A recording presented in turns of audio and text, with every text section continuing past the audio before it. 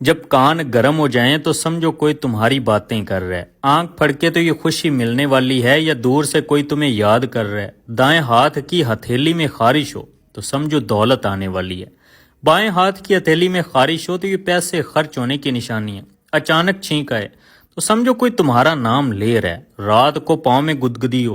تو سفر کی تیاری کرو، دل اچانک دھڑکے تو سمجھو کوئی تمہیں گہری محبت سے یاد کر رہا ہے، کمر میں درد اٹھے تو کوئی تمہاری ذمہ داریوں کے بارے میں محسوس کر رہا ہے، اچانک جسم کانپ جائے تو سمجھو تمہاری روحانی طاقت بڑھ رہی ہے، ماتھے پر ٹھنڈا پسینہ آئے تو سمجھو کوئی تمہاری فکر میں گم ہے،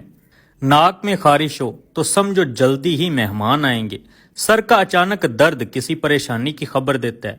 ہونٹ سو جائیں تو کوئی تمہارا انتظار کر رہا ہے، ٹھوڈی پر خارش ہو تو سمجھو تمہاری تعریف ہو رہی ہے، پیٹ بغیر وجہ